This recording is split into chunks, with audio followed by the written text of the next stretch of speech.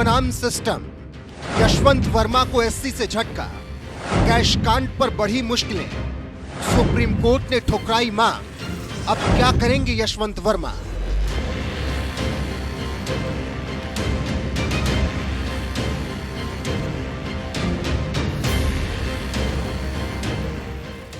चौदह मार्च 2025 Delhi high court के तत्कालीन न्यायाधीश यशवंत वर्मा के घर से जले हुए नोटों का भंडार मिलता है। चूंकि एक जज के घर से कैश मिला तो खबर आग की तरह फैल गई। हर कहीं सुर्खियों में एक ही नाम छाया रहा, जस्टिस यशवंत वर्मा, और सवाल पूरे न्यायतंत्र पर उठ गए। अब इस घटना के 5 महीने बाद एक बड़ा अपडेट आया है। सुप्रीम कोर्ट से जस्टिस यशवंत वर्मा को बड़ा झटका लगा है। कैश कांड में घिरे जस्टिस यशवंत वर्मा की मुश्किलें बढ़ने लगी हैं। सुप्रीम कोर्ट ने यशवंत वर्मा की उस याचिका को खारिज कर दिया है जिसमें उन्होंने अपने खिलाफ महाभियोग की सिफारिश को रद्द करने की मांग की थी। इस याचिका में जस्टिस वर्मा ने कैश कांड को लेकर उनके खिलाफ की गई कार्रवाई को चुनौती दी थी। साथ ही इन हाउस कमेटी की रिपोर्ट भी रद्द करने की मांग थी। इस रिपोर्ट में जस्टिस वर्मा को दोषी ठहराया गया। जस्टिस दीपांकर दत्ता की बेंच ने उनकी याचिका को सुनवाई योग्य ही नहीं माना। ऐसे में अब सवाल है कि यशवंत वर्मा के पास क्या ऑप्शन बचे हैं, क्या आगे संभावनाएं हैं। इन सवालों का जवाब जानने की कोशिश करेंगे। उससे पहले सुप्रीम कोर्ट ने सुनवाई के दौरान क्या कुछ कहा, ये जान लेते हैं। सुनवाई के दौरान सुप्रीम कोर्ट के जस्टिस दीपांकर दत्ता ने साफ क्या की, इस पूरी प्रक्रिया से याचिकाकर्ता के मौलिक अधिकारों का उल्लंघन नहीं हुआ। चीफ जस्टिस और जांच कमेटी ने फोटो और वीडियो अपलोड करने समेत प्रक्रिया के सभी पहलुओं का पूरी ईमानदारी से पालन किया। हालांकि सुप्रीम कोर्ट ने यह भी माना कि जले हुए नोटों के वीडियो अपलोड करना सही फैसला नहीं था। आपको बता दें कि जज के घर मिली अकूत संपत्ति के वीडियो फोटोज खुद सुप्रीम कोर्ट ने सार्वजनिक किए थे।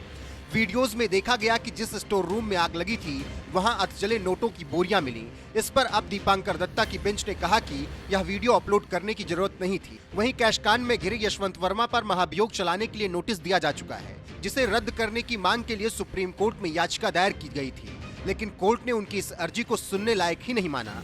कोर्ट में दिग्गज वकील कपिल सिब्बल उनकी तरफ से पैरवी कर रहे थे, लेकिन वो भी यशवंत वर्मा को राहत नहीं दिला सके। ऐसे में यशवंत वर्मा के पास अब क्या ऑप्शन है, ये भी जान लेते हैं। खुद इस्तीफा सौंप दें यशवंत वर्मा।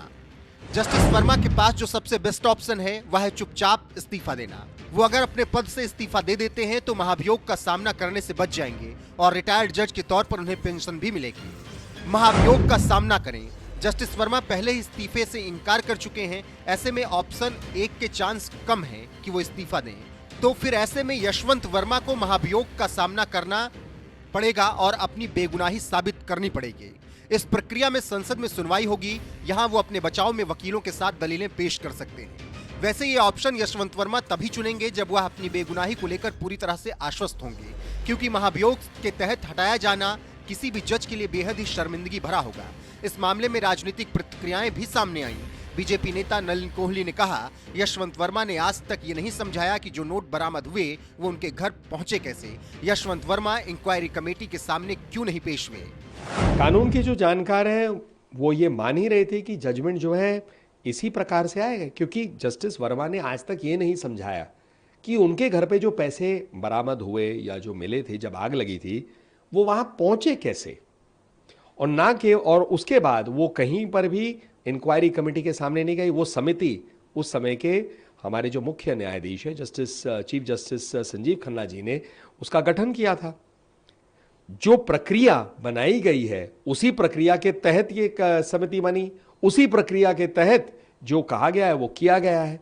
तो आज जो फाइनल जजमेंट आया है जस्टिस दीपांकर दत्ता और जस्टिस मसी का, वो बिल्कुल स्पष्ट है कि जो प्रक्रिया है उस प्रक्रिया के तहत ही काम हुआ है। और जस्टिस वर्मा समिति के सामने ना जाने के बाद इस याचिका के आधार पर कैसे सुप्रीम कोर्ट आ सकते हैं? अब इस पूरे मामले की टाइमलाइन पर नजर डालते हैं। 14 मार्च 2025 जस्टिस यशवंत वर्मा के घर में आग लगी। फायर सर्विस टीम को 500 के नोटों के बंडल कई बोरों में अधजले मिले। रिपोर्ट्स में दावा किया गया कि 21 करोड़ रुपए कैश मिले हैं। जस्टिस यशवंत वर्मा ने बचाव में घर में कैश मिलने के दावों से इनकार किया। उन्होंने कहा, मेरे घर या स्टोर रूम में कोई नकदी नहीं थी, मुझे साजिश के तहत फंसाया गया। 21 मार्च को दिल्ली हाई कोर्ट ने इंटरनल इंक्वायरी कर सुप्रीम कोर्ट को रिपोर्ट सौंपी।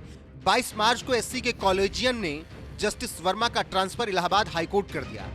तत्कालीन सीजेआई संजीव खन्ना ने इंटरनल जांच के लिए 3 सदस्यीय कमेटी बनाई। कैश की जांच रिपोर्ट सार्वजनिक की गई। कैश के वीडियो अपलोड हुए। 3-4 मई को जांच टीम ने रिपोर्ट सुप्रीम कोर्ट में सबमिट की। रिपोर्ट में यशवंत वर्मा पर लगे आरोपों को सही पाया गया। 8 मई को सीजीआई ने पीएम और राष्ट्रपति को लेटर लिखकर महाभियोग की सिफारिश की। 19 मई को केस की जांच कर रहे पैनल की रिपोर्ट सामने आई। 64 पन्नों की रिपोर्ट में कहा गया कि जज यशवंत वर्मा के और उनके परिवार के सदस्यों का स्टोर रूम पर सीक्रेट या एक्टिव कंट्रोल था। जांच जैसे जैसे आगे बढ़ी, यशवंत वर्मा पर सवाल भी बढ़ते गए। मामले की गंभीरता को देखते हुए सुप्रीम कोर्ट ने महाभियोग रद्द करने की याचिका भी खारिज कर दी। ऐसे में जस्टिस यशवंत वर्मा मुश्किलों में घिरते दिख रहे हैं। उनका केस बेहद नाजुक मोड़ पर है। अब फैसला उन्हें करना है, क्या वो सम्मान के साथ विदा लेना चाहते हैं या संसद की महाभियोग प्रक्रिया का सामना करेंगे।